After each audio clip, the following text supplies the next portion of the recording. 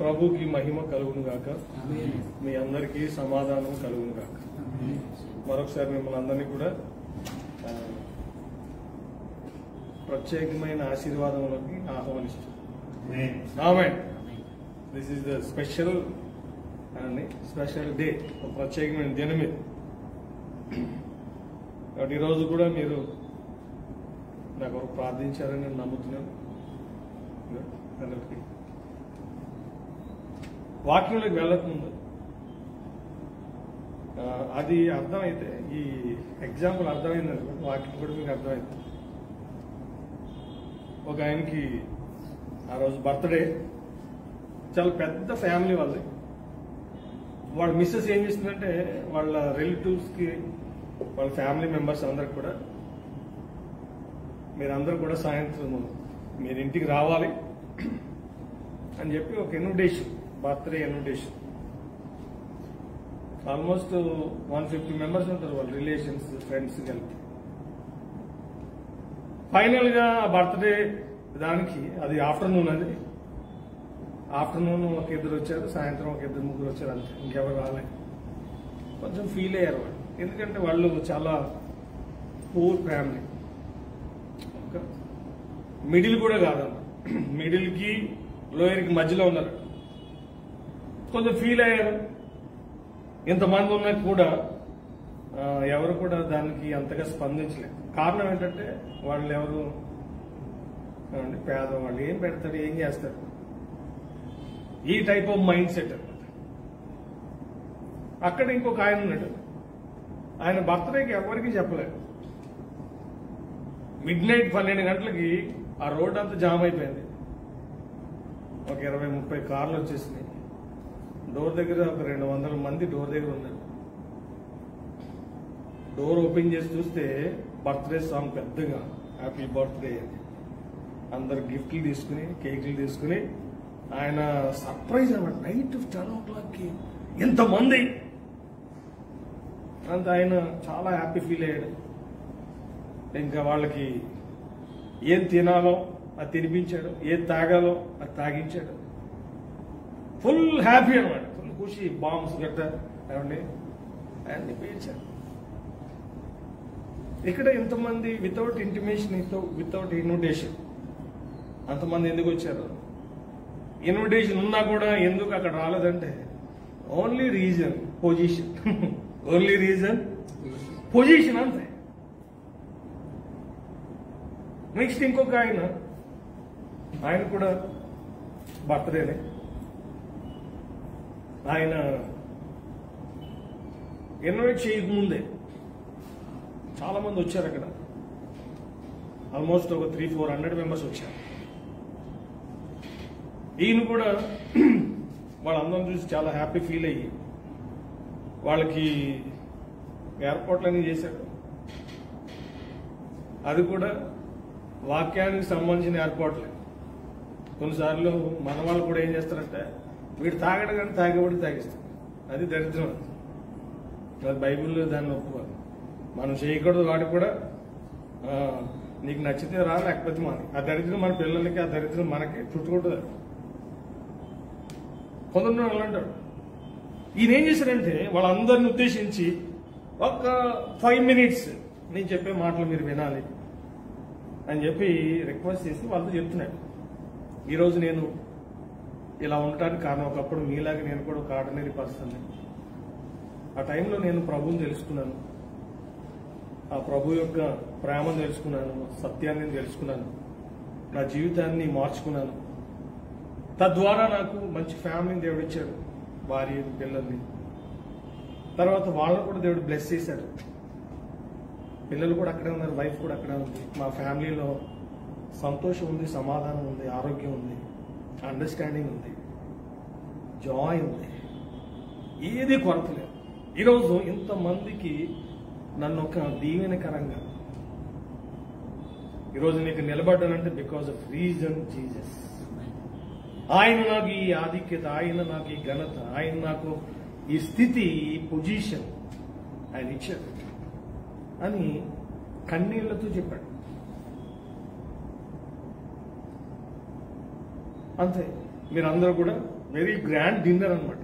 అలా ఫుడ్ కూడా ఎక్కడ కాంప్రమైజ్ కాదు, వైన్ తప్ప, ఈ చెత్త చెదారం తప్ప. ఈ సెకండ్ స్ట్రాంగ్ ఈయన ధనవంతుడు, అక్కడ డ్యాన్సులు కూడా ఉన్నాయి. ఎందుకంటే ఈరోజు మన క్రిస్టియానిటీలో డబ్బు ఉంటాడు, మళ్ళీ అన్యులంగా ప్రవర్తిస్తాడు. కానీ ఇదంతా సిస్టమేటిక్, అంత దేవుని పాటలు, మంచి చక్కని భోజనం. వాళ్ళందరూ మనం చూసి ఆశ్చర్యపడి నెక్స్ట్ సండే ఈ చర్చికి వెళ్తాడు. అక్కడికి ఆల్మోస్ట్ అక్కడ ఉన్న వాళ్ళు 150 మంది వచ్చేసారు. వితౌట్ ఇంటిమేషన్, చర్చికి రండి అని చెప్పకుండానే వాళ్ళందరూ కూడా అటెండ్ అయ్యారు. ఆయన షాక్, మీరు అందరూ ఎందుకు వచ్చారంటే మాకు కూడా ఇటువంటి దేవుడు కావాలి. హల్లెలూయా. ఏమండి, ఇప్పుడు అంతమంది అక్కడికి రావడానికి గల కారణం ఏంటంటే ఈరోజు కూడా ఇప్పుడున్న సమాజంలో కూడా మనుషులు చూసేది ఏంటంటే పొజిషన్. దేవుడు కూడా మన విషయంలో ఎక్స్పెక్ట్ చేసింది కూడా ఏంటి? పొజిషన్. తోకలా ఉంచుతాడు, తలగా ఉంచుతాడు. కాబట్టి దైవికమైన స్థాయి లేకపోతే దైవికమైన స్థితి దేవునికి మహిమ. ఈరోజు చాలా మందికి దేవుడు నమ్మిన వాళ్ళకి పొజిషన్ ఉంది, కానీ ఏమండి దానికి తగ్గ కృతజ్ఞత లేదు. ఏదో డబ్బును బట్టి, తిండిని బట్టి, ఆటను బట్టి ఆ కొద్దిసేపు ఆనందించడం తప్ప దేవునికి ఎటువంటి మహిమ. కాబట్టి మన మైండ్ సెట్ ఎలా ఉండాలంటే, ఆల్రెడీ బైబిల్ ఉంటుంది, మీరు భోజనం చేసినా, పానం చేసినా, మీరేం చేసినా దేవుని మహిమ కొరకు చెయ్యండి అని వాక్యంలో మనం చూస్తాం. మీకు 2 రిఫరెన్సెస్ జకరియా 8లో ఒకసారి ఆ రిఫరెన్సెస్ మనం చదువుదాం. జకరియా గ్రంథం చాప్టర్ 8లో నేను అక్కడున్న వాక్య భాగం చదువుతున్నాను. 23వ వచనం. సైన్యములకు అధిపతికి యెహోవా సెలవిచ్చినది ఏమనగా, ఆ దినములలో ఆయా భాషలు మాట్లాడు అన్యజనులలో 10 మంది ఒక యూదుని చెంగు పట్టుకుని, దేవుడు మీకు తోడుగా ఉన్నాడను సంగతి మాకు వినబడినది కనుక మేము మీతో కూడా వత్తుమని చెప్పుదురు. ఇదొకటి మీ మైండ్లో ఉండాలి. నెక్స్ట్ ఎస్తేరు గ్రంథంలోకి వెళ్తే, ఎస్తేరు గ్రంథం ఒకసారి ఆ రెఫరెన్స్ కూడా మనం చూద్దాం. ఎస్తేరు గ్రంథంలో కూడా చాప్టర్ 8, ఇది కూడా 8వ అధ్యాయంలో చివరి వచనం. అది 8 చివరి వచనం, ఇది 8 చివరి వచనం. రాజు చేసిన తీర్మానమును అతని చట్టమును వచ్చిన ప్రతి సంస్థానమందు ప్రతి పట్టణమందును యూదులకు ఆనందమును సంతోషమును కలిగేది. అది శుభదినమని విందు చేసుకునేది. మరియు దేశ జనులలో యూదుల ఎడల భయము కలిగేను కనుక అనేకులు యూదుల మతము అవలంబించేది. ఈ 2 సందర్భాల్లో కూడా ఎక్కడ కూడా మా మతం, ఇక్కడ మతం అని ఉంది కానీ ఏమండి యూదయ మతం అని. కానీ మనకి బైబిల్ మాకు నేర్పించింది ఏంటంటే మార్గము, దేవుని దగ్గరికి మనల్ని నడిపించే మార్గం. అందుకని యేసుప్రభువు చెప్పారు, నేనే మార్గము సత్యమును జీవము. ఈ 2 సందర్భాల్లో కూడా అక్కడ అన్యజనులు, ఇక్కడ ఉన్న అన్యజనులు కూడా వాళ్ళంతటి వాళ్లే మాకు కూడా ఇటువంటి దేవుడు కావాలి, మేము కూడా మీతో పాటు దేవుడిని ఆరాధిస్తాం చెప్పి ప్రభు దగ్గరికి వచ్చిన వాళ్ళు చాలా మంది ఉన్నారు. ఎందుకంటే మనం ఎందుకు చెప్తున్నాం అంటే మన జీవితంలో జరిగిన మేలు వారు కూడా జరగాలి. ఇంకొక ఆయన అడిగాడు అనమాట, మీరు ఎందుకు చెప్తున్నారని నన్ను అడిగాడు, ఎందుకు మీరు సువార్త ఎందుకు ప్రకటిస్తున్నారు? అప్పుడు నేను చెప్పాను, నీ దేవుడు కనుక నీకు అలా చెప్తే నువ్వు చెయ్యి. నేను నమ్మిన దేవుడు అలా చేయమని చెప్పాడు కాబట్టి నేను చేస్తాను. నీకు మ్యాటర్ లేదు కాబట్టి నువ్వు చెప్పు. హల్లెలూయా. మరి నీకు చెప్తే చెప్పు, మరి ఎవరు ఆపర్లేదు. ఇది ఇండియా కాదు, ఇది పాకిస్తాన్ కాదు, ఇది రష్యా కాదు, ఇది చైనా కాదు, భూదిగంతం వరకు అని చెప్పాడు. Hallelujah. No countries, no continents. మనకి ఎక్కడ బౌండరీస్ లేవు, ఎక్కడ చెప్పుకోవాలని లేదు, ప్రపంచం అంతా. ఏమండి మనం ఏం చేయాలి? ప్రభు గురించి భూదిగంతముల వరకు మీరు నాకు సాక్షులై ఉంటారు. కాబట్టి ఈరోజు నాకు ఇచ్చిన ఆలోచన ఏంటంటే, ఈ మెన్స్ ఫెలోషిప్ ఉద్దేశించి ప్రార్థన చేస్తే దేవుడు తన పిల్లలకి తనేంటో ప్రూవ్ చేసుకోవడం ద్వారా మన ముందున్న తరాల్లో ఆయనను ప్రజలు గుర్తించారు. అర్థమైంది నేను చెప్పింది? ఆయన ఏంటో అన్నది ఎలా ప్రూవ్ చేసుకుంటాడు ఆయన? త్రూ ప్రతి తరంలో కొంతమంది ఆయనకి సెలెక్టెడ్ పీపుల్ ఉన్నారు. జెనసిస్ లో మనం చూస్తాం, నోవాహు ఉన్నాడు, అబ్రహాం ఉన్నాడు, ఏమండి ఇస్సాకు ఉన్నాడు, యాకోబు ఉన్నాడు, యోసేపు ఉన్నాడు. ఇది కొందరు మనకు కనిపిస్తారు. అలాగే ఈ తరంలో కూడా నేను నమ్ముతున్నాను, ప్రభు యొక్క ఏర్పాటులో మనం ఉన్నామని నేను నమ్ముతున్నాను. ఆమె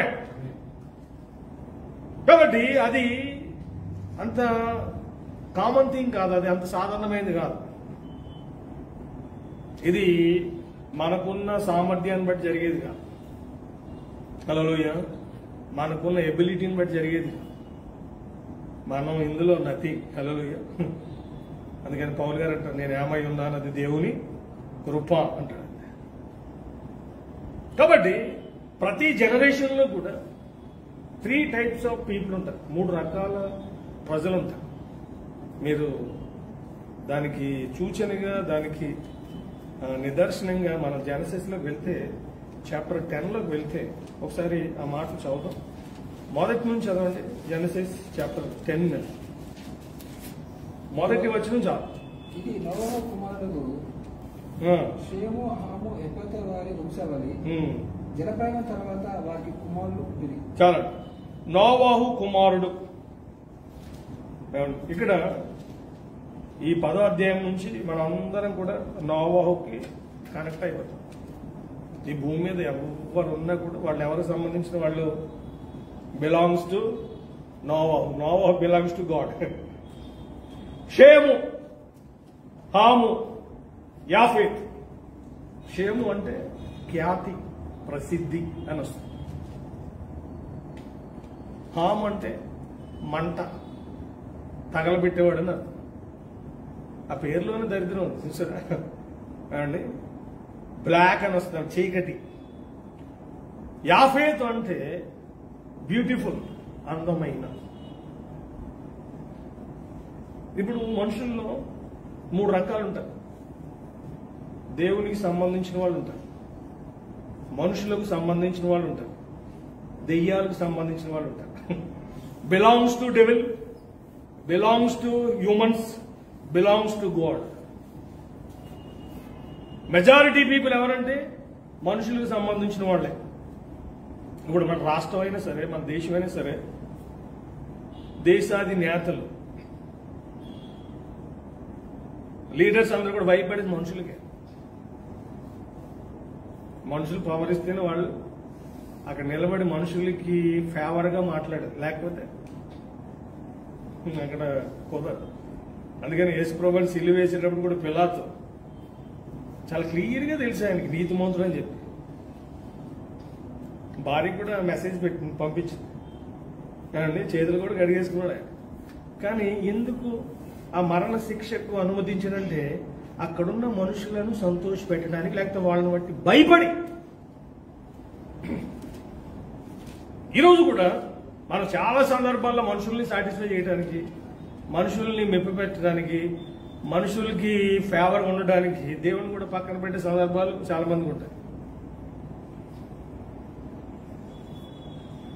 అదే కానీ దేవుని వాక్యంలో ప్రాణమైనా సరే దేవుని కొరకు ఏం చేయాలి? పక్కన పెట్టి. మనుషుల కొరకు మనం లేము. మనుషులను సంతోషపెట్టేవాడినైతే నేను క్రీస్తు దాసుని కాకపోదును. వీళ్ళు ఎలాంటి వాళ్ళు అంటే యాఫేతుకు సంబంధించిన వాళ్ళు. వీళ్ళంతా కూడా సముద్ర తీరపు ఆ ప్రాంతాలకు చెదిరిపోయారు. నాకు అనిపిస్తుంది మనం ఈ ఇండియా కూడా సముద్ర తీరనే ఉంది. వీళ్ళు ఎలాంటి వాళ్ళు అంటే ఎవరికి హాని చేయలేడు, బ్యూటిఫుల్గా ఉంటాడు, మంచిగా ఉంటాడు, ఏమండి అందరికీ అనుకూలంగా ఉంటాడు, ఎవరిని బాధ పెట్టడు, ఎవరికి హాని చేయడు. ఇదొక టైప్ అన్నమాట. దేవుడితో సంబంధం లేదు, ఆడికి మంచిగా ఉండాలి. కానీ ఇంకొక గ్యాంగ్ ఉంది, ఆడేంటంటే మిగతా వాళ్ళని బ్రతకనివ్వడాడు. అందుకని మీరు హాము వంశాలు చదివితే ఫిలిస్తీన్లు అక్కడి నుంచి వచ్చారు, సొదొమ గొమొర అక్కడే ఉంటారు ఏమండి. యెబూసీయులు, అమోరీయులు, కనానీయులు, పెరిజీయులు, హివ్వీయులు, హిత్తీయులు, 7 జాతుల వాళ్ళ నుంచి చూసారా. ఈ జాతి అంతా కూడా ఆమె. మీరు అక్కడ దానికి సంబంధించిన జీనాలజీ అక్కడ ఉంది. డేంజరస్, భూమి మీద ఉన్న భయంకరమైన వ్యక్తులు, నరమాంస పక్షులు కూడా అందులో ఉంటారు. ఎవరు? హాముకున్న ఆ పరిస్థితి ఎందుకు వచ్చిందంటే ఎవరు శపించారు ఆమెని? తండ్రి. హాము నెక్స్ట్ వాడు కొడుకు ఏమండి కనాన్, ఇద్దరిని శపిస్తాడు. కాబట్టి ఇక్కడ దేవునికి సంబంధించిన ఎవరైనా షేమ్, మనుషులకు సంబంధించిన యాఫేత్, దెయ్యానికి సంబంధించిన వాడు. అందుకనే ఆ రోజు దేవుడు విగ్రహారాధన ఎందుకు అసహించుకున్నాడంటే, మీకు ఇంకా డీటెయిల్గా తర్వాత చెప్తాను. విగ్రహారాధన పేరుతో మనుషుల్ని చంపేసేవారు, పిల్లల్ని నకిల్లో కాల్చేసేవారు, వ్యభిచారం, తాగుడు. అదొక అంటే మేమేదో దేవుణ్ణి ఆరాధిస్తున్నామని అనుకుంటూ ఏం చేస్తున్నారు వాళ్ళు? వాళ్ళ జీవితాలని, వాళ్ళ పిల్లల భవిష్యత్తుని తగలబెట్టేస్తారు. అందుకని దేవుడు ఏం చేశాడు? అదే విగ్రహారాధన చేసేవాడు ఇది ఇటువంటి మెంటాలిటీ ఎక్కువ ఉంటుంది. మీరు గమనించారు, వీళ్ళంతా అదే గ్యాంగ్. మీరు చదివితే మీకు ఓల్డ్ టెస్ట్మెంట్లో ఆ విషయాలు కనిపిస్తాయి. డేంజరస్ పీపుల్ అన్నమాట. హల్లెలూయా. కాబట్టి ఇప్పుడున్నారు అలాంటారు. ఇప్పుడు మన కళ్ళ ముందు కనిపించేది టెర్రరిస్టులు. వీళ్ళంతా ఏంటి? వాడు మేలు చేసేవాడా? ఏమండి, మనుషుల్ని నాశనం చేసే వ్యక్తులు ఇప్పుడు కూడా మన కళ్ళ ముందు, మన దేశంలో, మన రాష్ట్రంలో, మన ప్రాంతంలో కూడా ఉన్నారు. ఎంత క్రూయల్ అంటే కొందరు చేసేది. ఏమండి, రీసెంట్గా 2 days బ్యాక్ చందానగర్లో జరిగింది. అది పెళ్లి చేసింది పాపం, పెళ్లి చూపులు చూసింది ఆయనే. అబ్బాయి బాగానే ఉన్నాడు, చదువుకున్నాడు, ఉద్యోగం చేస్తున్నాడు అని ఆయన గురించి ఎంక్వైరీ చేసి మొత్తానికి అబ్బాయి గురించి డీటెయిల్ ఇస్తే వాళ్ళు దాన్ని ఎంక్వైరీ చేసి మొత్తానికి పెళ్లి జరిగింది. పెళ్ళి అయిన 1 monthకి చిన్న చిన్న ప్రాబ్లమ్స్ స్టార్ట్ అయినాయి. అవి కొంచెం ఎక్కువైంది. ఈయన వెళ్ళి మధ్యలో అలా ఉండకూడదు, ఇలా ఉండాలి అని చెప్పి సముదాయించినా సరే వాళ్ళు వినలేదు. ఇంక ఈయనతో సంప్రదించుకుంటే అమ్మాయి వాళ్ళు ఏం చేశారు? కేసు పెట్టారు. కేసు పెడితే వాడు ఏం చేశాడు? నా మీద కేసు పెట్టి నా జాబ్ని తీసేయడానికి ప్రయత్నం చేస్తున్నారు మీరని చెప్పి వాడు ఏమనుకున్నాడంటే ఈయన కేసు పెట్టాడని చెప్పి ఇంటికి వచ్చేసాడు. ఇంటికి వస్తే ఇంటి దగ్గర లేడు. వీళ్ళ వైఫ్ ప్రెగ్నెన్సీ అమ్మాయి, భయంకరంగా ఆమెను కొట్టి చంపేశాడు. చందనగర్లో రీసెంట్గా లాస్ట్ 10 days బ్యాక్ జరిగింది. లోపల బేబీ చనిపోయింది, బాడీ అంతా తల పగిలిపోయింది. క్రూయల్గా ఎంత దారుణంగా చంపాడంటే ఆయనకి ఇంటికి వచ్చిన భార్య ఎలా ఉంది పరిస్థితి. ఆయన లేడు, ఆయన ఉంటే ఆయనకు కూడా అలాంటి పరిస్థితి వచ్చేది. అరే దీనికి ఇలాంటి అగాత్యం చేస్తాడా? ప్రెగ్నెన్సీతో ఉన్న లేడీని. వాడు మియాపూర్లో ఉంటాడు. అసలు వింటే ఎలా ఉందండి? చిన్న పిల్ల ఆమంటది, ఆడిని అస్సలు బ్రతకలేదు. నాకు తమ్ముడు వస్తాడు, చెల్లి వస్తాడు, వాళ్ళతో ఆడుకోవాలని చెప్పి ఎంతో ఎదురు చూశాను. నాకు ఇలాగ అన్యాయం జరిగింది, నాకు ఇలాంటి అన్యాయం ఎవరికి జరగకుండా ఉండాలంటే వాడు చంపేయాలి అని చెప్పి ఆమెకి 5 years 4 years పిల్ల, మాటలు రాని పిల్ల. అంటే మనుషులు అంటారు ఏమండి, ఇప్పుడు కూడా ఈ టైప్ ఆఫ్ ఏమండి పీపుల్ మన కళ్ళ ముందు వెళ్ళి మనం ఏమంటారు సైకోస్ అంట. దెయ్యానికి సంబంధించిన వాడు. అసలు దేవునికి సంబంధించిన వ్యక్తులు ఎలా ఉంటారంటే సమాజానికి మేలు చేసేవాడు తప్ప సమాజానికి హాని చేసేవాడు దేవునికి సంబంధించిన వాడు కాదు ఎవడైనా సరే. మన ప్రభు మనకు నేర్పించింది ఏంటి? సమాజాన్ని ఎలా మనం బాగు చేయాలి, ఎలా మనం సమాజానికి ఉపయోగపడాలి, ఆ విషయాలు మనం నేర్పించాడు. ఈరోజు క్రిస్టియానిటీని బట్టి ఏమండి సమాజంలో వచ్చేది మార్పు ఒక దేశం కాదు, ప్రపంచ దేశాలు. హల్లెలూయా. ఎడ్యుకేషన్ కానీ, వైద్యం, వైద్యానికి సంబంధించిన కానీ ఏ కోణంలో చూసినా సరే అది ఎవరిని బట్టి వచ్చిందంటే బికాజ్ ఆఫ్ అండి జీసస్. కాబట్టి మన అందరం కూడా షేముకు సంబంధించిన క్యాడర్. హల్లెలూయా. షేము తర్వాత అర్పక్షదు, సెలాహు, ఎబేరు, పెళ్ళిగు, రయ్యి, సెరుగు, నాహోరు, తెరాహు, అబ్రహాం. 12 అధ్యాయంలో మనకు అబ్రహాం గారు కనిపిస్తే జీనాలజీ. కాబట్టి దేవుడు ఒక వంశాన్ని ఎన్నుకున్నాడు. ఏ వంశం అది? షేము. మీకు బైబిల్లో చాలా దేశాల పేర్లు ఉన్నాయి. ఫిలిస్తీన్లు మనకు తెలుసు, అమ్మోనీయులు, మోయాబీలు, హిత్తీలు, చాలా పేర్లు ఉన్నాయి. కానీ ఒక పేరు ఇప్పుడు లేదు. కానీ ఒక ఇజ్రాయేల్ మాత్రం. ఏమండి 32:28 ఆ పేరు మనకు కనిపిస్తుంది. జెనసిస్ చాప్టర్ 32 28వ వచనాన్ని ఒకసారి చదివితే ఏమని రాయబడింది? నీవు దేవునితోనూ మనుషులతోనూ పోరాడి గెలిచింది కనుక ఇక మీద నీ పేరు ఇశ్రాయేలే గాని యాకోబు అనబడదని చెప్పింది. ఇంకేట మళ్ళీ చదవండి. నీవు దేవునితోనూ మనుషులతోనూ పోరాడి గెలిచితివి కనుక ఇక మీద నీ పేరు ఇశ్రాయేలే గాని యాకోబు అనబడదని చెప్పింది. ఇప్పటికీ కూడా ఆ పేరు అన్చేంజ్. ఇప్పటికీ కూడా ఆ దేశానికి ఉన్న ఏమండి ఘనత ప్రపంచంలో అన్ని దేశాలు కూడా గుర్తించింది. కాబట్టి దేవుడు ఏర్పాటు చేసుకున్న వ్యక్తుల యొక్క జీవితాలు కానీ, కుటుంబాలు కానీ, దేశాలు కానీ ప్రపంచాన్ని ఇప్పటికీ అవి ఏం చేస్తాయి? ప్రభావితం చేస్తాయి. ఈరోజు కూడా ఇక్కడ కూర్చున్న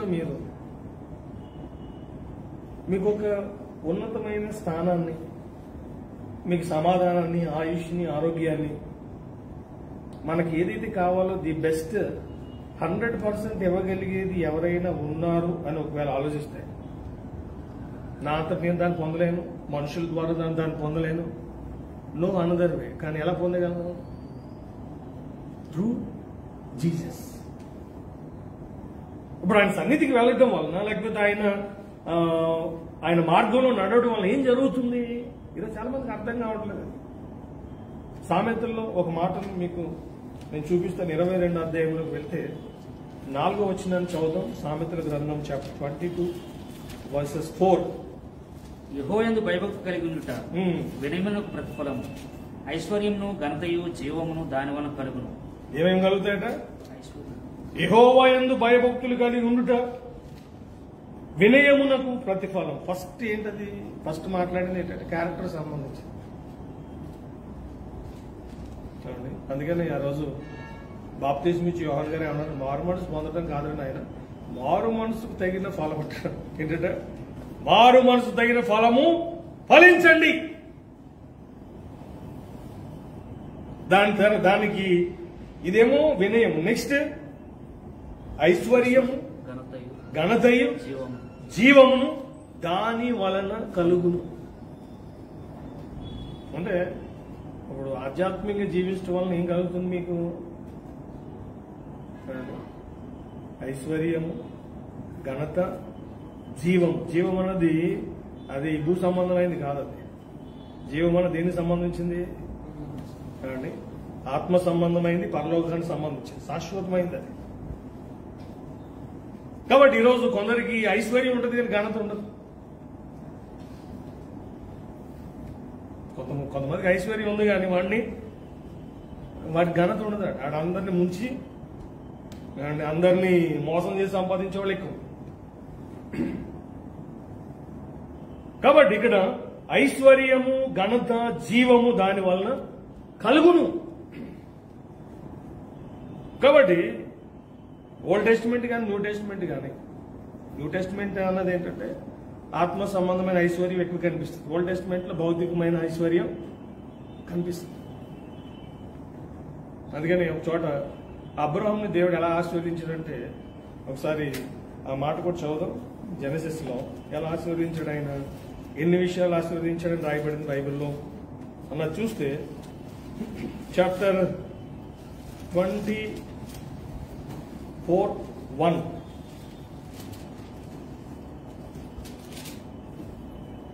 అబ్రహాము బహుకాలము గడిచిన వృద్ధుడై ఉండెను. అన్ని విషయములలోనూ యెహోవా అబ్రహామును ఆశీర్వదించెను. ఎన్ని విషయాలంటే అన్ని విషయాల్లో ఇంట్లో సర్వెంట్స్ కూడా బ్లెస్డ్ అండి, మామూలు వాళ్ళు కాదు. హల్లెలూయా. ఆరోగ్యం కూడా ఆయనకి 175 years బ్రతికాడు ఆయన. ఈరోజు ఆయుష్ మన చేతిలో లేదు, ఆరోగ్యం మన చేతిలో లేదు, సంతోషం మన చేతిలో లేదు. ఏమండి, ఇవన్నీ కూడా దేవుడు ఆయన పిల్లలకి ఫ్రీగా ఇచ్చేసాడు.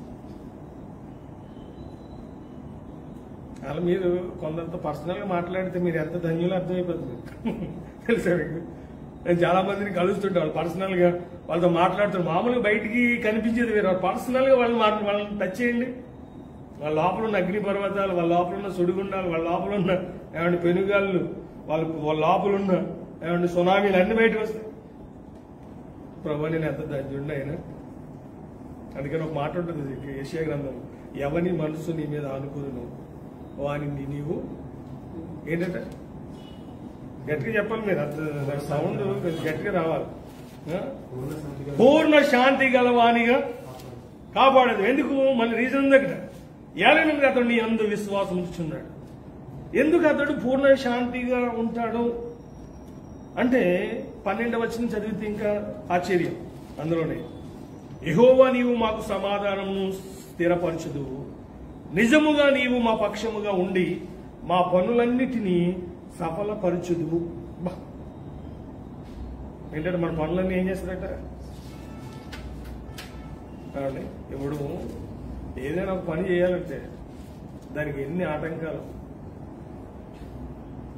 చాలాసార్లు మనం ఇటు నోటు దాకా వచ్చిపోయింది సార్ అంటే నోటు దాకా వచ్చిపోయింది సార్, జస్ట్ ఇంకా అయిపోయింది అనుకున్నాం కానీ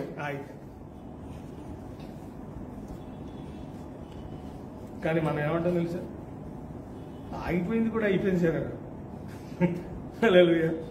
పోయింది అన్నది కూడా వచ్చింది సార్, అయిపోయింది రాదనుకున్నాం కానీ వచ్చేసి. ఒకసారి ఒక జరిగిన ఇన్సిడెంట్ అది జాబు సంబంధించిన నోటిఫికేషన్ డేట్ అయిపోయింది. లేట్గా పేపర్ చూస్తే డేట్ అయిపోయింది. ఆ బిఫోర్ ఆ డేట్కి దానికి అప్లై చేయాలి. ముందు కొంచెం డిస్కరేజ్ అయ్యారు, కానీ ఎందుకు ప్రార్థన చేస్తే దేవుడు అద్భుతం చేయడా అని చెప్పి లోపల ఒక చిన్న ఏమండి ఆశ చిగురించింది అనమాట.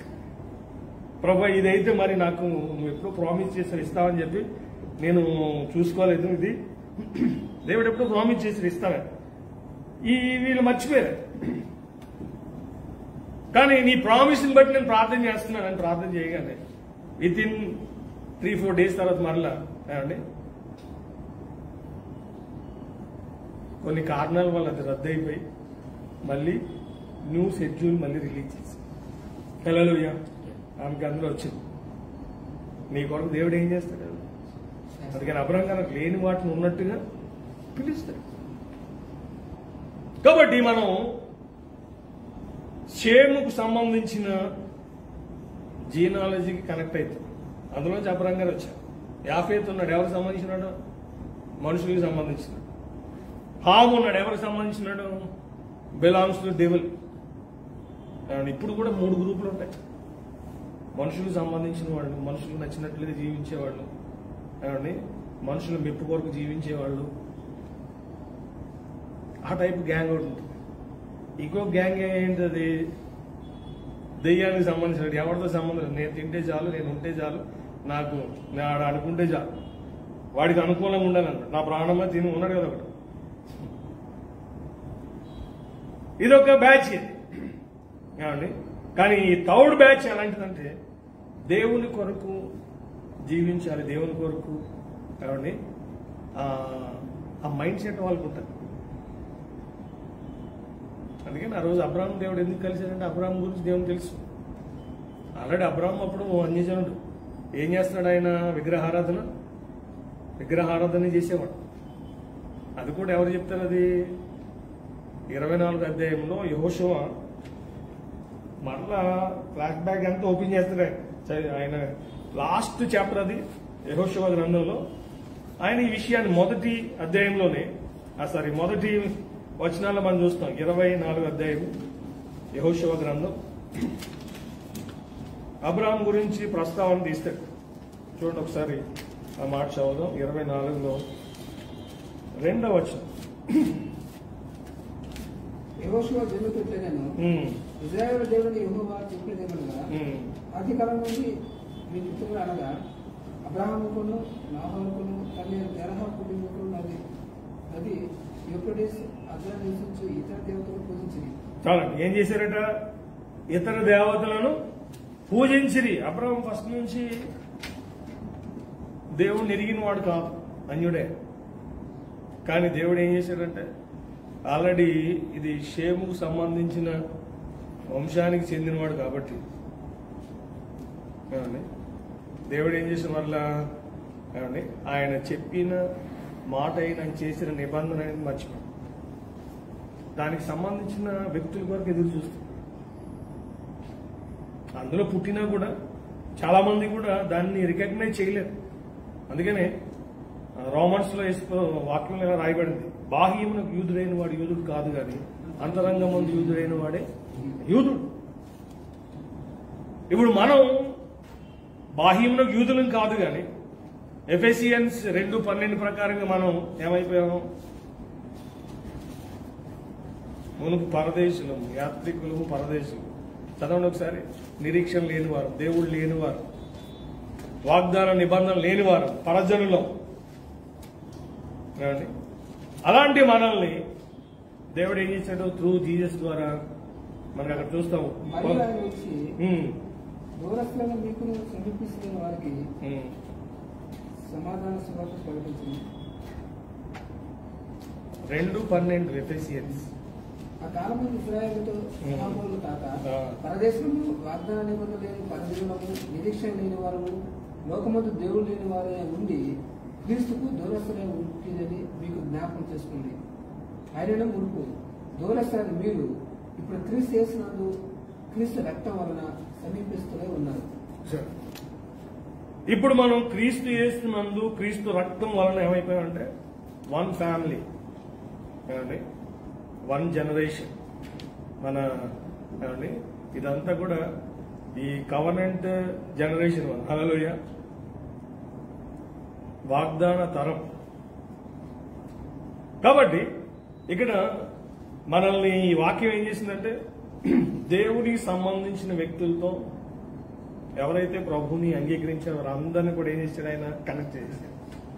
ఇప్పుడు ఆయనకు సంబంధించిన వాళ్ళు అన్నది నిర్ధారణ అయినప్పుడు, ఇప్పుడు నేను బిలాంగ్స్ టు గాడ్, నేను దేవునికి చెందిన వాడిని అని నేను నమ్మినప్పుడు దేవుడు చేసిన వాగ్దానాలకు కూడా చెందిన వాడినే.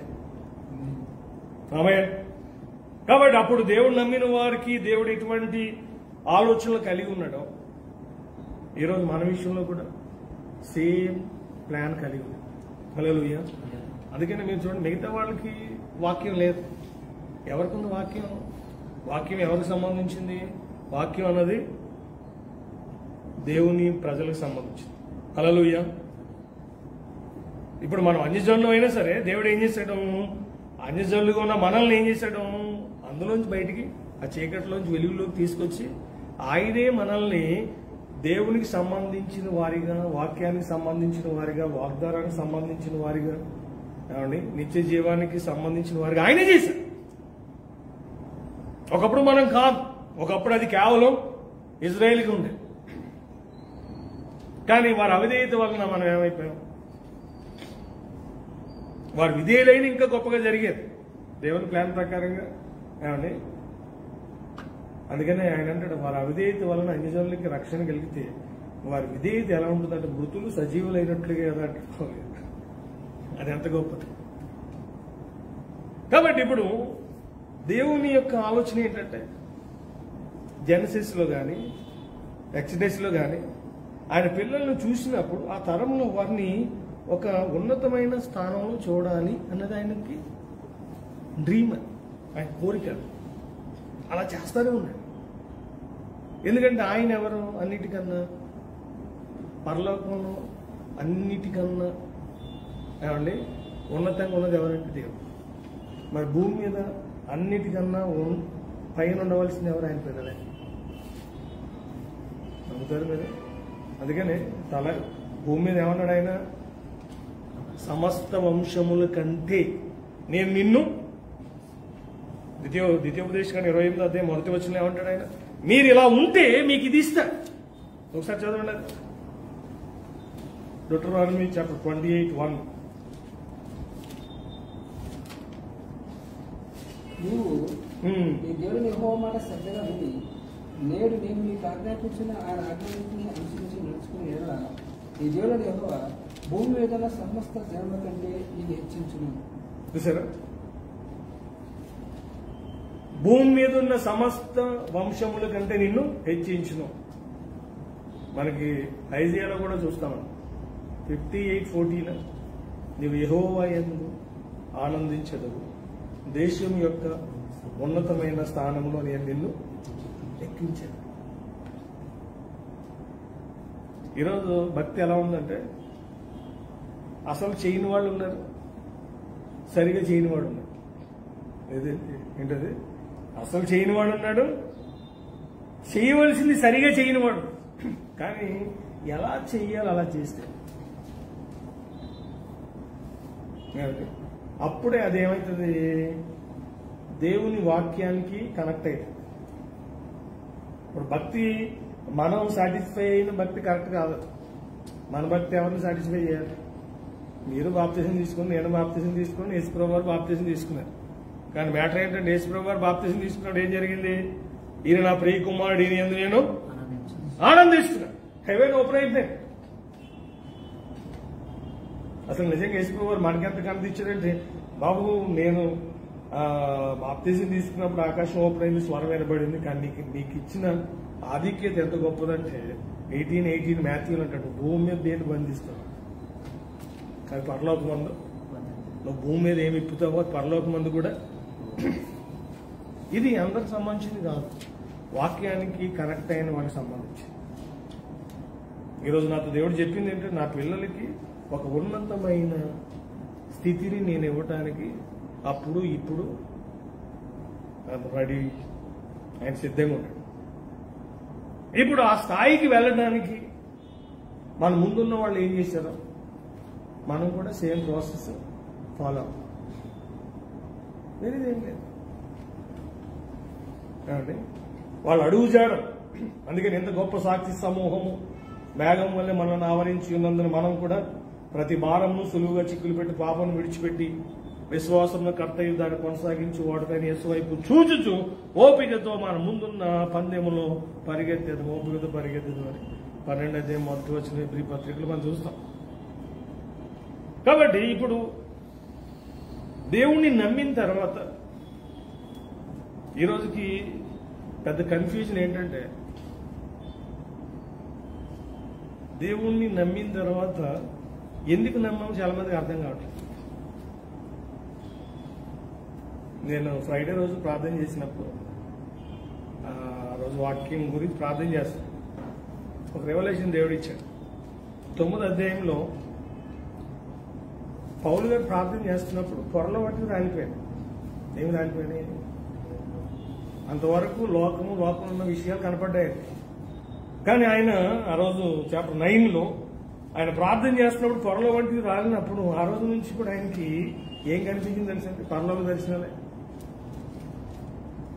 అందుకనే వెనకున్నవి మరిచి ముందున్న వాటి కొరకే. అంటే ముందేం చూస్తున్నాడు ఆయన? ఇక కొలసియన్స్కి వెళ్తే పైన వాటి మీద మీ మనసు పెట్టండి అంటే, 2 కొరింథియన్స్ 12లోకి వెళ్తే 3 ఆకాశానికి వెళ్ళిపోయాడు. అక్కడ వెళ్ళి అది చూసి వచ్చాడు. మనం బైబిల్ సరిగ్గా చూడలేదు, చదివి తెచ్చుకున్నాడు. ఆయనకి ఏమండి అంటే ఈ లోక సంబంధమైన ఆకర్షణలు లేకపోతే ఆశలను చచ్చిపోయింది. అందుకని ఆయన ఏమంటారు తెలుసా? దినదినము కూడా నేను మరణిస్తున్నాను, లేకపోతే చావును అనుభవిస్తున్నాను అంటే ప్రతి దినము కూడా ఒక చోట ఉంది. అంటే ఆయనకి ఎలా ఉందంటే ప్రతిదినం కూడా ఆయన మరణాన్ని ఫేస్ చేస్తున్నట్టు ఉంటుంది. కానీ అదే వ్యక్తి ఆయన అంటాడు, దినదినం ఆంతర్య పురుషుడు నూతన పరచబడుతున్నాడు. హల్లెలూయా. బాహ్య పురుషుడు కృషించుచున్నాను, ఆంతర్య పురుషుడు. ఇప్పుడు ఆయనకి ఆ పొరలు రాలిపోయినాయి. అప్పుడు ఆయన కొందరైతే ఈ లోక సంబంధమైంది వద్దనుకున్నారు, వాళ్ళు కావాలని రిజెక్ట్ చేశారు. ఎందుకంటే దానికి వేరే అక్కడ ఆప్షన్ వేరే ఉంది. హల్లెలూయా. కొందరేమో రెండు కావాలనుకునే వాళ్ళు ఉన్నారు. హల్లెలూయా. న్యూ టెస్ట్మెంట్ లో కూడా ఎవరున్నారు అలాగా? ఏమండి, యేసుప్రభు వారిని సమాధులు పెట్టిన ఎవరైనా అరిమతయ్య ధనవంతుడు అని ఉందా లేదా? కానీ భక్తుడే. న్యూ టెస్ట్మెంట్ లో కూడా ఉన్నారు కొందరు. ఏమండి, ఎందుకంటే న్యూ టెస్ట్మెంట్ లో ఏమని రాయబడింది? దైవభక్తి ఇప్పటి జీవ విషయంలోనూ రాబో జీవ విషయంలోనూ వాగ్దానంతో కూడింది ఉన్నది, అది అన్ని విషయాల్లో ప్రయోజనకరమైనది. 8:9 2 కొరింథియన్స్ లో కూడా ఆయన ధనవంతుడై ఉండి మీ నిమిత్తము దరిద్రుడు ఆయన, మీరు తన దారిద్ర్యం వల్ల ఏం కావాలి? ధనవంతుడు కావాలి. ఇప్పుడు ఆయన కన్నుల నుంచి పొరలు రాలబడ్డాయి. తర్వాత ఆయన ఏం చేశాడంటే 26వ అధ్యాయంలో ఆయన ఒక స్టేట్మెంట్ ఇస్తాడు. అపోస్తలుల కార్యాలు 27 అగ్రిప్ప ముందు నిలబడినప్పుడు పౌలు గారు ఇచ్చిన ఒక అద్భుతమైన స్టేట్మెంట్. ఒకసారి ఆ మాట చదువుదాం. చాప్టర్ 26:16 and 18 చదివితే రెండు కలిసే ఉంటాయి. నీవు నన్ను చూచి ఉన్న సంగతిని గూర్చి నీకు నేను నీకు కనబడబో సంగతిని గూర్చి నేను పరిచారకుని గాను సాక్షిగాను నియమించటకే కనబడి ఉన్నాను. నీవు లేచి నీ పాదములు మోపి నిలువుము, నేను ఈ ప్రజల వలన అన్యజనుల వలన నీకు హాని కలగకుండా నేను కాపాడేది. నీవు వారి చీకట్లో నుండి వెలుగులోనికి, సాతాను అధికారంలో నుండి దేవుని వైపు తిరిగి నా యందలి విశ్వాసం చేత పాప క్షమాపణను పరిశుద్ధపరచబడిన వారిలో స్వాస్థ్యమును పొందినట్లు వారు కన్నులు తెరుచుటకై నేను నిన్ను వారి యొద్దకు పంపేదనని చెప్పాను. ఏం చేస్తున్నాడంటే, ఎక్కడికి వెళ్ళాడు ఆయన? వాళ్ళ యొక్క కన్నులు ఓపెన్ చేసేది. అంటే నువ్వు పాప క్షమాపణ పొందితే నువ్వేమవుతున్నావు? ఇజ్రాయేలుడు అయిపోతావు. ఇస్రాయేల్తో సమాన వారసత్వం పొందేస్తావు. కాబట్టి నువ్వు దేవునికి సంబంధించిన వ్యక్తివి. దేవుడికి సంబంధించిన వ్యక్తివి అయితే దేవునికి సంబంధించిన వాటన్నిటికీ హక్కుదారుడు. అంటే ప్రతి ఆశీర్వాదానికి మనం ఎవరు? అందుకనే 3:9 ఫస్ట్ పీటర్ ఉంటుంది, ఆశీర్వాదం నాకు వారసులు అవుతారు మీరు. ఇప్పుడు నేను ఆత్మీయంగా ఎందుకు జీవిస్తున్నాను? మీరు ఎందుకు ఆత్మీయంగా జీవించాలంటే మీ పొజిషన్ కొరకు మీరు ప్రిపేర్ అవుతున్నారు. రేపు ఒక కలెక్టర్ అవ్వాలంటే ఇప్పుడు ఏం చేయాలి? ఎంతవరకు కలెక్టర్లు అయిన ఫోటోలను పెట్టుకుని చూస్తా కూర్చోవాలి. ఎంతమంది కలెక్టర్లు ఉన్నారు, వాళ్ళ ఫోటోలను పెట్టుకుని అవుతుందా లేకపోతే ప్రిపేర్ అయితే అవుతుందా? ఇప్పుడు దేవుడు ఒక ఆమెతో చెప్పాడు. ఆల్రెడీ నాకు తెలిసిన ఒక ఫ్రెండ్ అతను. దేవుడు అందుకు చెప్పాడు, నిన్ను ఇలా చేస్తానని, నువ్వు ఇలా కావాలి. ఇప్పుడు వాడికి ప్రామిస్ ఉంది. వాడు అంత క్లవర్ కాదు. 10th క్లాస్ ఒక సబ్జెక్ట్ పోయింది. ఇంటర్మీడియట్ కూడా ఏదో రకంగా గట్టెక్కాడు పాస్ మార్కులతో. అలాంటి వ్యక్తితో దేవుడు చెప్పాడు, నువ్వు దీనికి ప్రిపేర్ అయ్యంటే మామూలుగా ఈ గ్రూప్ 1 ప్రిపేర్ అవ్వాలంటే వాడు 10th క్లాస్లో 10%, 10 ఇంటర్మీడియట్ లో 90 అబౌవ్ ఇలాంటి పర్సంటేజ్ ఉంటే వాడిని సపోర్ట్ చేస్తాడు. కానీ ఆడు చూస్తే ఆడు మార్కులు చూస్తే విచిత్రంగా ఉన్నాయి. కానీ ఫస్ట్ టైంలో కొట్టేశాడు. హల్లెలూయా. ఫస్ట్ అటెంప్ట్ లోనే. ఎందుకంటే ఎవరు చెప్పారు ఆయనకి? దేవుడు చెప్పాడు. అంతకుముందు ఇంట్రెస్ట్ లేదు. దేవుడు చెప్పిన తర్వాత ఆ మాటను నమ్మిన తర్వాత ఇంట్రెస్ట్ పెరిగింది. ఆ నమ్మిన తర్వాత జ్ఞానం కలిగింది. సబ్జెక్ట్స్ అర్థమవుతున్నాయి. ఎందుకంటే దేవుడు ఎవరు? మీలో ఎవరికైనా జ్ఞానం కొదువుగా నేడలే. కాబట్టి ఆయన చెప్తాడు, ఆయన ప్రిపేర్ చేస్తాడు. అసలు దేవునికి ఉన్న ఆ గ్రేస్ ఎంత గొప్పదంటే సిద్ధపరిచేది ఆయన. అక్కడ హెవెన్ లో మనకు కావాల్సింది సిద్ధపరుస్తుంది ఆయనే. ఇక్కడ పరిశుద్ధాత్మ ద్వారా మళ్ళీ దాన్ని పొందడానికి మనల్ని కూడా ఏం చేస్తున్నాడు? మనల్ని సిద్ధపరుస్తున్నాడు. మనకు కావాల్సిన దాన్ని కూడా సిద్ధపరుస్తుంది. ఇప్పుడు మనం ఆయనకి అందుబాటులో ఉంటే చాలు. మనం బిజీ అయిపోతేనే తలనొప్పి, బిజీ అయిపోతేనే లేనిపోయిన దరిద్రం అంతా కూడా. దేవుణ్ణి కాదని బైబిల్లో మనం చూస్తాం, నాకు వేరుగా ఉండి ఇంకా మన గురించి ఎంత గొప్పగా దేవుడు చెప్పాడు. ఒక ఇంటర్కి ఏంటట, ఒక ఇంటర్కి తెలుపుగా కానీ నీ చేతిలో లేదు. అంటే ఆయన లేకుండా మనం ఏంటి, మనం ఏం చేయలేము. ఆయన మైండ్లో పెడతాం. ఆయన నాతో ఉంటే నాకు ఆయన ఎటువంటి ఆధిక్యత ఇస్తాడు. హల్లెలూయా. కొంత బంద్ చేసేయాలి, సైలెంట్ పెట్టేసి. కాబట్టి ఇప్పుడు ఇక్కడ కూర్చున్న మీరు, నేను నమ్ముతున్నాను we are belongs to same family, same shape. అదే కుటుంబానికి కనెక్ట్ కూడా ఎలా ఉందండి, సేమ్. మనల్ని దేవుడు ఆ వంశంలో చూస్తున్నాడు. ఆ వంశంలో పుట్టిన వాళ్ళందరూ కూడా ఎలా ఉన్నారు. అందుకని సారమ్మ చనిపోయినప్పుడు 21వ అధ్యాయం 23వ అధ్యాయం 23లో సారా చనిపోయింది. నీవు మా మధ్య ఎలా ఉన్నారని చెప్పారు. వాళ్ళు మహారాజులా ఉన్నారు. అక్కడున్న ప్రజలు ఆయన చూసినప్పుడు ఎలా కనిపించారట అంటే, రాబోయే దినాల్లో ఇప్పుడు నేను అనుకుంటాను, ఇప్పుడు ఇక్కడ కూర్చున్న మీరు కొందరికి మనం చెప్తాం దేవుని గురించి, కానీ వాడు మన పొజిషన్ చూడగానే వాళ్ళకి మనం కూడా సేమ్ ఉంటాం. కొన్నిసార్లు మనం చెప్పేవాళ్ళు మనకన్నా పైన ఉంటాం. కాబట్టి వాడు ఏం చేస్తాడు, పెద్ద పట్టించుకోడు. ఒకవేళ అదాని కనుక జిఎస్ గురించి మాట్లాడితే ఏమైతే చెప్పండి, అంబానీ కనుక జిఎస్ గురించి మాట్లాడితే ఏమైతే, ఇట్స్ డిఫరెంట్. అందుకని దానియేలును కూడా పొజిషన్ ఇచ్చలేదు దేవుడు. భక్తి అన్నది ఏం చేస్తుంది మనిషికి, ఏ పొజిషన్ అది. మీరు ఫస్ట్ నుంచి దానియేలు ప్రస్తావన అలా డిఫరెంట్ గా చేసి 6లోకి వెళ్తే రాజుగా తర్వాత ఆయనే. ముగ్గురు కీ లీడర్స్, ముగ్గురులో కీ ఈయనే రాజు. తర్వాత అప్పుడు ఆయన ఎవరైనా మాదీయుడైన దర్యావేష్ టైంలో రాజు తర్వాత ముగ్గురు మెయిన్ అఫీషియల్స్ ఉన్నారు. అందులో ముగ్గురి పైన ప్రథముడు ఎవరు, దానియేలు. అంటే అల్టిమేట్ ఎవరు, రాజుగారి తర్వాత దానియేలు. ఇంకా ఆశ్చర్యం ఏంటి తెలుసా, రాజుగారు కూడా కదా దానియేలే. ఎందుకంటే ప్రతి సలహా దానియేలుని అడుగుతున్నాయి.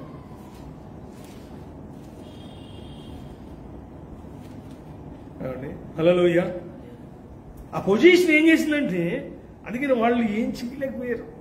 వాళ్ళకు లోపల రగిలిపోతుంది, ఏం చేయలేరు. ఎందుకంటే పొజిషన్.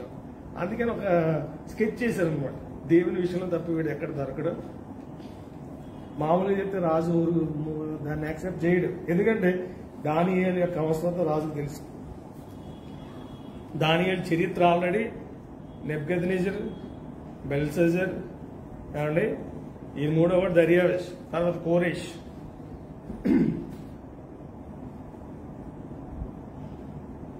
పార్సీక టైంలో కూడా ఉన్నాడు.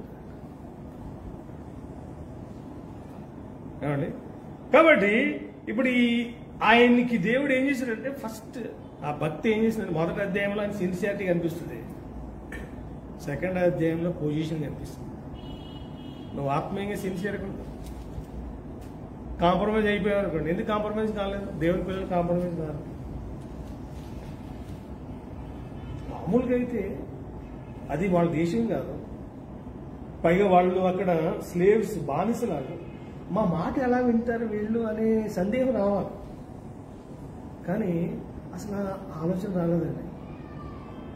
ప్రభు మేము చెప్పేది వింటారా, మా ఊరా, మా ఇల్లా, మా తల్లిదండ్రుల, మా బంధువులు వాళ్ళు వింటానికి మేము అసలు ఇక్కడ బానిసలుగా వచ్చాం. వాళ్ళు ఏం చెప్తే ఏం పెడితే తినాలి.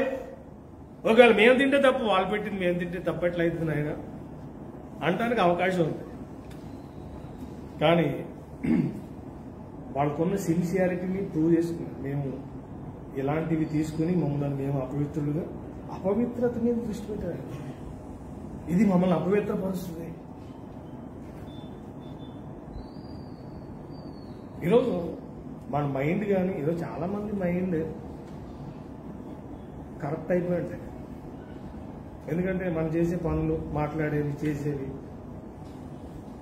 అందుకని ఒక మాట ఉంటుంది, అది ఎఫెసియన్స్ 4:15, అది కంఠస్థం చేసే ప్రతి పురుషుడు. ప్రేమ కలిగి సత్యం చెప్పుచు క్రీస్తు వలె ఉండుటకు మనం అన్ని విషయాల్లో ఎదుగుదుము. ఏమండి ఉందా?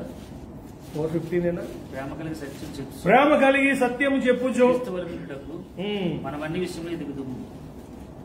ప్రేమ కలిగి సత్యం చెప్పుచు క్రీస్తు వలె ఉండుటకు. ఈ 3 క్వాలిటీస్ ప్రతి ఒక్కరు కనిపిస్తుంది. మీకు అబ్రహాంలో కనిపిస్తుంది, యోసేపులో కనిపిస్తుంది, ఏ భక్తుని తీసుకోండి వాళ్ళకి కనిపిస్తుంది. ఈరోజు మనలో కూడా ఏమండి ఆ స్టాండర్డ్స్ వెరీ ఇంపార్టెంట్. దేవుడు దాన్ని ఎప్పుడైతే మనలో చూస్తాడు, ఒకసారి మనకు బీపీ పెరిగితే ఒక రేంజ్లో ఉంటాం, చెప్పేవి చాలా వరకు నిజాలు ఉండవు, ఎక్కువ మాట్లాడేది అబద్ధాలు మాట్లాడతాం.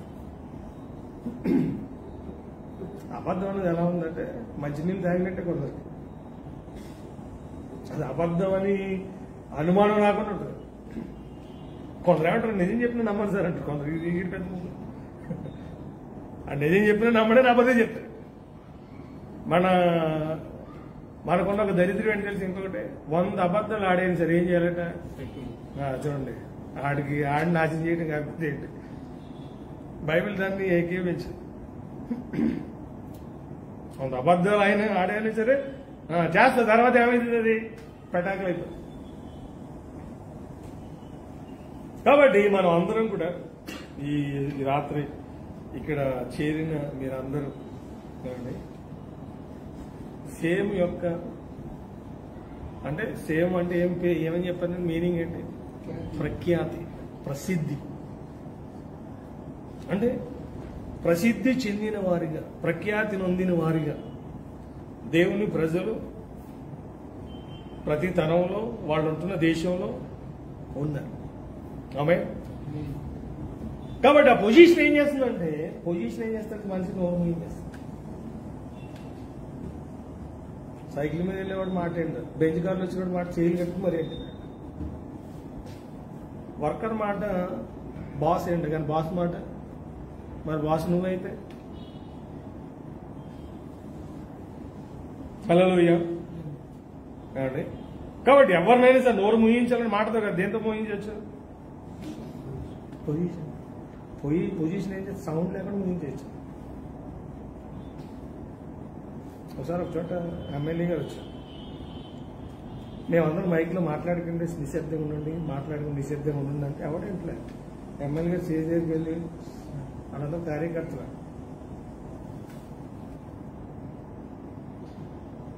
అందరి పేర్లు ఏం తెలుసు, నాగేష్ మాట్లాడు అనగానే మేము మైక్లో పైగా మైక్ కూడా తీసుకోలేదు ఆయన. ఏంటది? పొజిషన్. అదే మినిస్టర్ అయితే మన కేసీఆర్ గారు ఇంటర్వ్యూ అయ్యాడంటే అయిపోయారు సైలెంట్. మీడియా వాడు కూడా సైలెంట్ అయిపోతుంది తెలుసు. కేసీఆర్ గారు మాట్లాడుతున్నాడు, మీడియా వాడు కూడా నువ్వు రాసుకో, నేను మాట్లాడు, నువ్వు రాసుకో. ఏంటది? పొజిషన్. అధికారం ఏం చేస్తుంది? అది లోక సంబంధమైన అధికారం అలా ఉంటే మరి దైవికమైన అధికారం దేవుడిచ్చే పొజిషన్. కాబట్టి మనకి ఇవ్వబడిన పొజిషన్ కొరకు మనం ఏం చేస్తున్నాం అంటే, దేవుడు ఆల్రెడీ ముందే డిసైడ్ చేశాడు మీ పొజిషన్. యోసేపు తెలుసు ఆయనకి ఏ పొజిషన్లో కూర్చోబోతున్నాడో కొన్ని రోజుల తర్వాత, అది 17వ సంవత్సరం అని చెప్పేస్తాడు. చెప్పండి, దావీదుకి ఆయన 14-13 ఇయర్స్ ఉంటుంది. అప్పుడు సమూయేలు వెళ్ళి అభిషేకించాడు. సమూయేలు కూడా ఆశ్చర్యం ఏంటంటే 9వ అధ్యాయంలో సౌలుతో చెప్పాడు రాజుగా చేస్తున్నాడు దేవుడు నిన్న, కానీ దావీదుతో చెప్పలేదు. నూనె పోసి వెళ్ళిపోయాడు అంతే, మాట్లాడలే. నిన్ను రాజుగా చేస్తాడని మాట్లాడలే. కానీ దావీదు గారికి మాత్రం అభిషేకంతో అర్థమైపోయింది మ్యాటర్.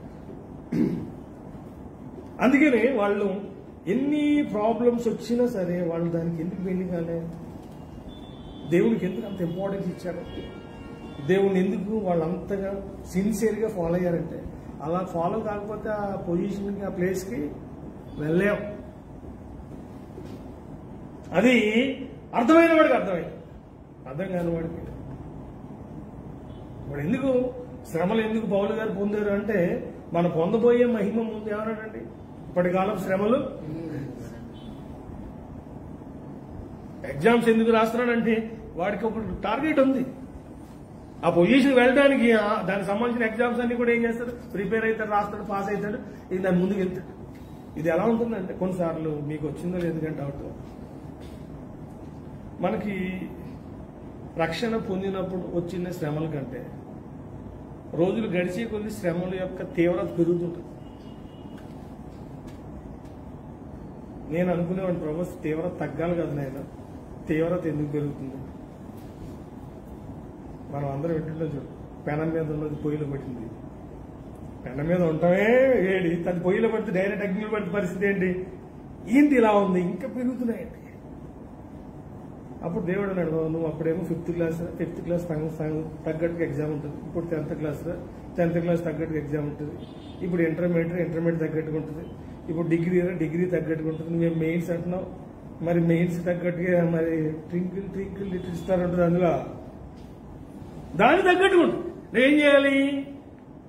ఏదైనా సరే దాన్ని జయించడానికి, దాన్ని అధిగమించడానికి దేవుడు ఏం చేస్తారు మనకి?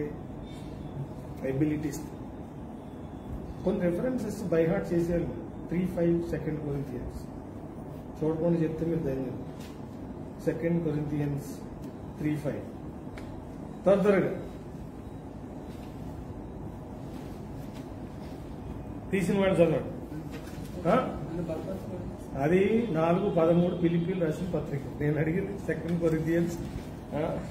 నా వలన ఏదైనా అయినట్లు ఆలోచించుటకు మా అంతటా మేమే సమర్థులము కాదు, మా సామర్థ్యం దేవుని వలన కలిగి ఉన్నది. ఆయనే మమ్మ కొత్త నిబంధనకు అనగా అక్షరమునకు కాదు గాని ఆత్మకే పరిచారకమవుటకు మాకు సామర్థ్యం కలిగించి ఉన్నాడు. ఏమిస్తున్నాడంటే ఆయన? మా అంతటా మాకు సామర్థ్యం లేదు. గొలియాతు చంపడం దావీదు ఎక్కడ సామర్థ్యం?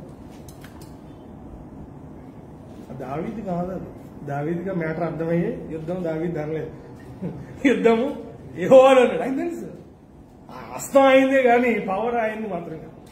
పవర్ ఎవరిదే? మ్యాటర్ అర్థమైపోయింది. కాబట్టి మనం సమర్థులం కాదు కానీ మా సామర్థ్యం దేవుని అందే. నేను ఇన్ని ఇయర్స్ లో ఆల్మోస్ట్ 30 years నుంచి నేను స్టడీ చేస్తాను. ఆల్రెడీ మనకి ఒక చోట ఏమనుంటుందంటే 37 అధ్యాయంలో నేను చిన్నవాడినై ఉంటుంది, ఇప్పుడు నేను ముసలవాడినై ఉన్నాను. ఏంటి నాయన మరి ఏం చేస్తావు ఇంతకాలం అని అడిగితే ఆయన ఇచ్చిన స్టేట్మెంట్ ఏంటంటే సార్, నీతిమంతుల యొక్క పిల్లలు భిక్షమిత్తుడు గాని విడువబడుట గాని నేను చూడలేదు, వారు దయాళులై అప్పు ఇచ్చుచుందురు. 112వ కీర్తన ఉంటుంది, కలిమియు సంపద వాని ఎంత ఉంది. మళ్ళీ అక్కడ కూడా వాని నీతి నిత్యము నిలిచింది. ప్రతి చోట ఏమొస్తుందండి సార్? రైచియస్నెస్. ఏమండి, నేను నా పర్సనల్ లైఫ్లో కూడా కొన్ని ఫ్యామిలీస్ చూశాను. ఈ 35 yearsలో కొన్ని ఫ్యామిలీస్ అన్నీ ఉన్న ఫ్యామిలీస్ తెలుసు, కానీ ఈరోజు ఎంత దరిద్ర స్థితికి వెళ్ళిపోయారంటే కార్లు ఉన్నాయి, వాళ్ళకి బిల్డింగ్లు ఉన్నాయి, ఆస్తులు ఉన్నాయి, కానీ ఈరోజు ఆటోలో తిరుగుతుంది. కొన్ని ఫ్యామిలీస్ తెలిసిన కనీసం ఇంట్లో కూర్చొని సాపు కూడా లేదు వాళ్ళకి. ఈరోజు వాళ్ళకి ఎన్ని ఉన్నాయి వాళ్ళకి తెలియదు. దైవికంగా బ్లెస్ అయిన వాళ్ళ గురించి చెప్తున్నాను. అడ్డంగా బ్లెస్ అయిన వాళ్ళు చాలా మంది ఉంటారు. అడ్డంగా బ్లెస్ అయిన వాడు సమాధానం ఉండదు. వాక్యానుసారంగా బ్లెస్ అయ్యేవాడికి అన్ని ఉంటుంది, సమాధానం ఉంటుంది, ఆరోగ్యం, ఎవ్రీథింగ్.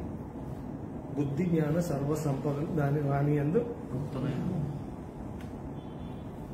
ఎందుకు వీళ్ళు ఈ స్థితికి వచ్చారంటే వాళ్ళు చెప్తారు. మేము ప్రభువుని తెలుసుకున్న తర్వాత వాక్యంలో చెప్పబడిన రీతిగా వాళ్ళ పర్సనల్ ప్రేయర్, ఫ్యామిలీ ప్రేయర్, దేవుని వాక్యాన్ని చదవటం, ధ్యానించటం, దేవునికి సంబంధించిన కార్యాలను సిన్సియర్గా ఏం చేయాలి పాల్పొందేవాడట.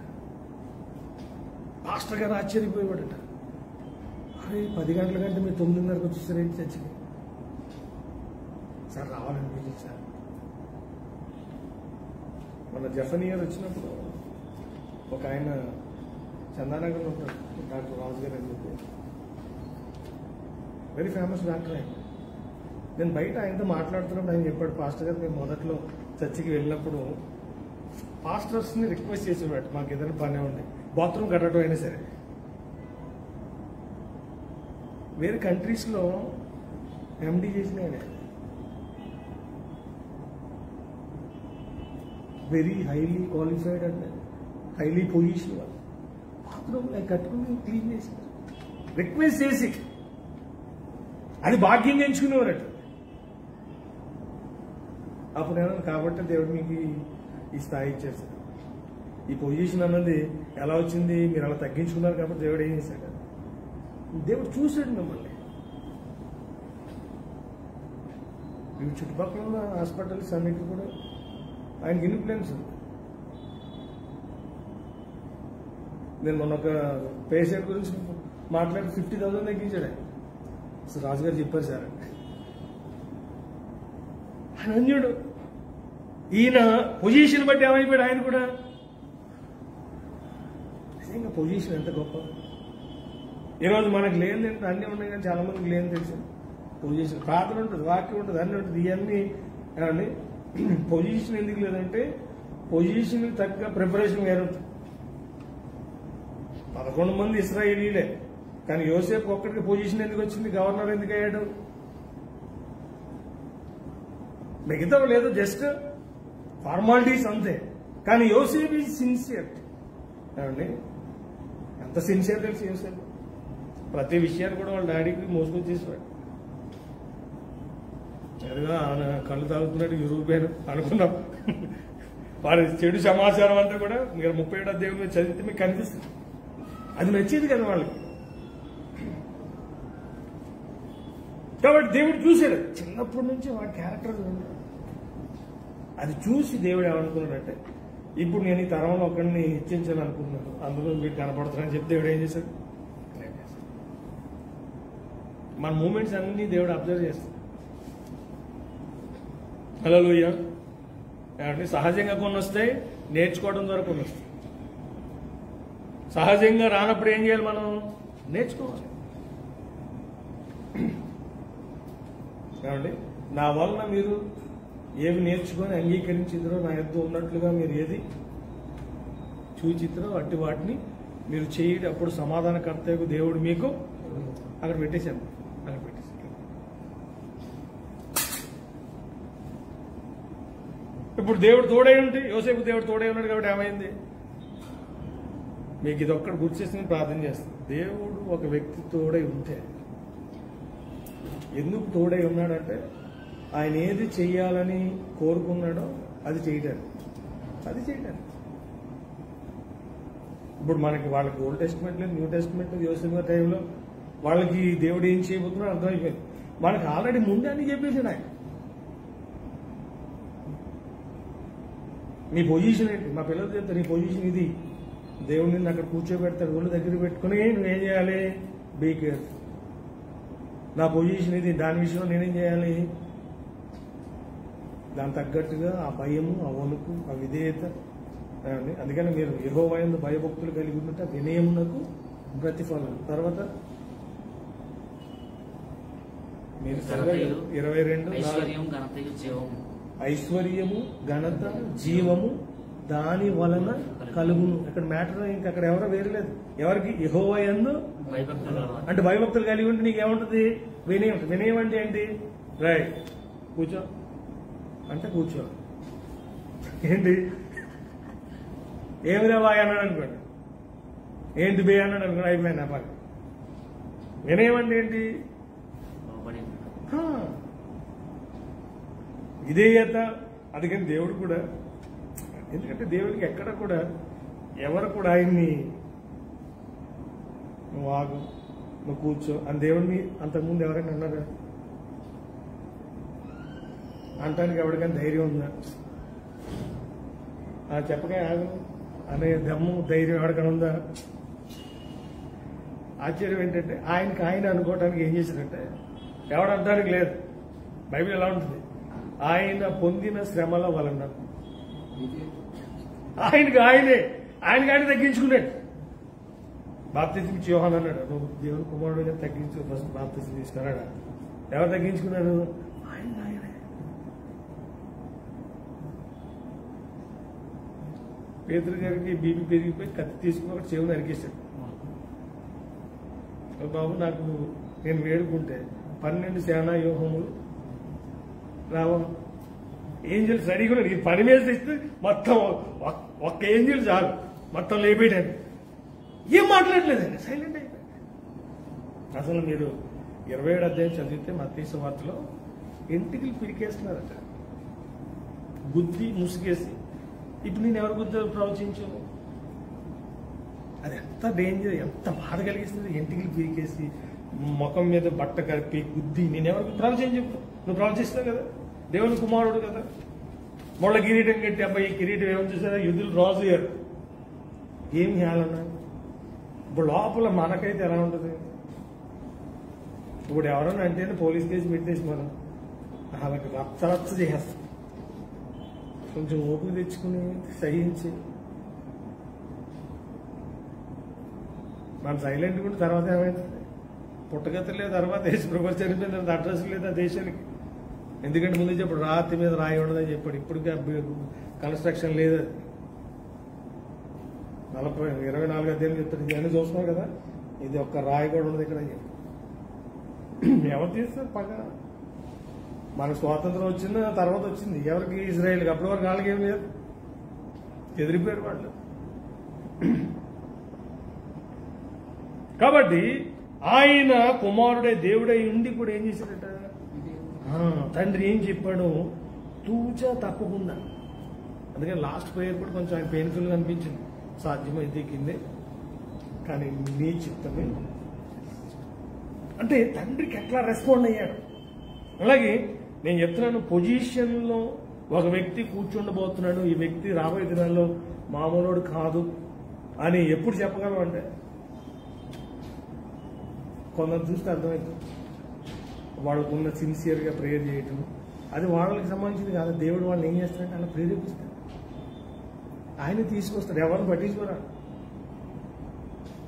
సిన్సియర్గా వాడు వాకింగ్ అవుతాడు, సిన్సియర్గా ఫ్యామిలీ విషయంలో ఎట్లాంటి జాగ్రత్తలు తీసుకోవాలో ఆ మెలుకులన్నీ అవన్నీ కూడా దేవుడు ఏం చేస్తాడు. ఇప్పుడు నిన్ను బట్టి నీ ఫ్యామిలీని బట్టి ఏం రావాలి దేవునికి? మళ్ళీ ఏం చెప్పేస్తావు? నేను నా ఇంటి వారు ఏం చేస్తావు? నువ్వు ఒక్కడే చక్కకుంటే కదా ఫ్యామిలీ అంతా కూడా. ఫ్యామిలీ విషయంలో కూడా కేర్ తీసుకోవాలి. అబ్రాహాము కూడా ఏం చేశాడు? పనివాడితో సహా దేవుని యందు భయభక్తులు కలిగి ఉండేలాగా ఆజ్ఞాపించాడట. మీరు అందరూ ఇలా ఉండాలి. ఇప్పుడు మేము కూడా మార్నింగ్ 5 o'clock ప్రేయర్ చేయాలి, కలిసి ప్రార్థన చేయాలి. నాకు రాదంటే నేను నోర్మల్కి లేవాలి. ఒకవేళ మరి నా వాడు ఏం చేస్తాడంటే ఆడు మధ్యరాత్రి చేసుకుంటాడు, నేను 2 to 4 చేసుకుంటాను. ఓకే, మేము 5 to 6. ఇప్పుడు ఎందుకు చేయాలి ఆ టైంలో అంటే, ఇప్పుడు అలా చేస్తే అరుణోదయం యోగ గారు ఏం చేశారు? ఎందుకు ప్రార్థన చేయాలి? ఎందుకు ఇంట్లో ఫ్యామిలీ అంతా కలిసి ప్రార్థన చేయాలంటే అలా చేస్తేనే దేవుడు ఏం చేస్తాడు? నిన్ను అలా చేసిన వాళ్ళని ఎలా దీవించాడు? ఇప్పుడు ఏమీ లేవనుకోండి, నువ్వు ఏడైతే నువ్వేం విత్తుతావో. శరీరాన్ని బట్టి విత్తువాడు శరీర సంబంధమైన క్షయమైన పంట కోస్తాడు, ఆత్మను బట్టి విత్తువాడు నిత్య జీవములు పంట కోస్తాడని చెప్పి గలతియన్స్ 6, 7, 8, 9లో మనం చూస్తాం. కాబట్టి మిమ్మల్ని అందరినీ కూడా ఎలా చూస్తున్నానంటే, సేముని ఆ వంశాన్ని దేవుడు ఎలాగా నడిపించాడో, బ్లెస్ చేశాడో, వాళ్ళకి ఇచ్చిన ఆధిక్యత ఘనత ఈరోజు మన ఫ్యామిలీలో మన లైఫ్లో కూడా జరగాలి. ఆమేన్. పొజిషన్ ఎవరు ఇష్టపడాలండి? ఒక మంచి పొజిషన్ అండి. ఇప్పుడు కంపెనీలో నాకు తెలిసిన కొంతమంది, నాకు తెలుసు, ఆయన ప్రార్థన చేసే ప్రభు నేను ఏది ఇంజనీర్గా కాకుండా, మేనేజర్గా కాకుండా CEO కావాలి, అలాగా నిన్ను మహిమపరచాలి. నిన్ను మహిమపరచడానికి దేవుడు నిజంగా చేశాడు. ఆయన ఏం చేశాడు? అందులో అందరినీ స్టాఫ్ అంతా కూర్చోబెట్టి ప్రార్థన పెట్టాడు. మామూలుగా మిగతా వర్కర్ చెప్తాడు అంటాడా? CEO చెప్తే ఏమవుతుంది? ఏమండి, హెడ్ ఆఫ్ ద డిపార్ట్మెంట్. కొన్ని స్కూల్స్ నాకు తెలుసు. దేవుడు వీళ్ళని ఎందుకు బ్లెస్ చేశారంటే, అనుకున్నాను ఒకప్పుడు మామూలు వ్యక్తులు వాళ్ళు ఈరోజు కోటీశ్వర్లు అయిపోయారు. వాళ్ళు ఏం చేశారు? ఫ్రైడే అందరు టీచర్స్ని కూర్చుని నన్ను పిలిచారు వాకింగ్ చెప్పాను. మాకే చెప్పారు. ఎందుకు సార్ మీరు ఇది చేస్తున్నారంటే మరి వాళ్ళు కూడా దేవుడు కూడా తెలుసుకోవాలి. ఒక విధంగా నన్ను ఈ స్కూల్లో దేవుడు ఎందుకు ఇచ్చినట్టు వీళ్ళందరూ కూడా మళ్ళీ పిల్లలందరూ కూడా మళ్ళీ వాక్యం వినిపించారు. ఇప్పుడు ఆయన చైర్మన్ కాబట్టి ఆయనకి ఏముంది రైట్స్. ఇప్పుడు మనం పేరెంట్స్ చెప్పామనుకోండి, మిగతా పేరెంట్స్ చూసుకుంటారా? ఆయన బెంచ్ గారు ఆయన స్టేటస్ అవన్నీ చూసినప్పుడు సైలెంట్ అయిపోతుంది. ఆయన సైకిల్ వస్తే ఆడింటారు. కాబట్టి రేపు రాబోయే దినాల్లో మన చుట్టూ ఉన్నవారు మనం చెప్పిన దాన్ని బట్టి వచ్చిన వారికంటే మన స్థితిని బట్టి ప్రభు దగ్గరికి వచ్చేవారు ఎక్కువ మంది ఉందురుగాక. అలాగే దేవుడు మనను దీవించునుగాక. పరిశుద్ధుడా మీకు వందనాలు, స్తోత్రాలు అయినా మీరు మొదటి నుండి కూడా మమ్మలను సృష్టించడానికి, మమ్మల్ని రక్షించడానికి గల మెయిన్ పర్పస్ వారిని ఆశీర్వదించాను అని మొదటి అధ్యాయంలో మేము చూస్తున్నాం తండ్రి. మీరు కూడా నాయన తండ్రి ఈ లోకానికి వచ్చి మరణించి తిరిగి లేచి ప్రభువా ఈ కార్యమంతా చేయడానికి కూడా ఆశీర్వాదంలో వారసులు అవడానికి మీరు పిలువబడ్డారు. నాయన తండ్రి మిమ్మల్ని నమ్మిన వారికి ఇహమందు పరమందు కూడా వారికి ఒక ఉన్నతమైన స్థానాన్ని ఇచ్చారు. షేము వంశానికి తండ్రి పరలోకంలో భూలోకంలో ఒక ప్రత్యేకమైన స్థానాన్ని ఇచ్చారు. యాఫేతుకు సంబంధించిన వారు కేవలం భూమి మీదే వారు మంచిగా నాయన తండ్రి భూ సంబంధమైన వాటిలో ఆనందించే వారిగా మాత్రమే వారు ఉన్నారు. యాఫేత్ అయితే నరకపాత్రుడుగా దెయ్యానికి సంబంధించిన వ్యక్తులుగా తండ్రి మీ లేఖనాల్లో వారిని మేము చూస్తున్నాం. ఈరోజు కూడా నాయన తండ్రి 3 రకాలుగా దేవునికి సంబంధించిన వారు, మనుషులకు సంబంధించిన వారు, దెయ్యాలకు సంబంధించిన వారు ఇప్పుడు కూడా తండ్రి మా తరంలో ఉన్నారు. ప్రభు మేమైతే షేము వంశానికి చెందిన వారిగా మీకు సంబంధించిన వారిగా ప్రభు మేము జీవించాలని, వారు ఎలా జీవించారో, వారు ఏ స్థాయికి వెళ్లారో మీ లేఖనాలు ఎంతో చక్కగా తెలియజేశారు.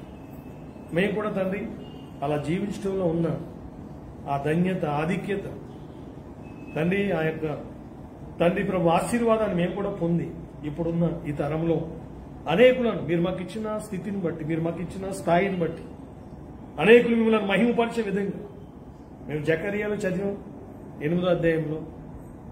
అదే రీతిగా నాయన తండ్రి ఎస్తేరు గ్రంథంలో కూడా మేము చదివాం 8వ అధ్యాయంలో.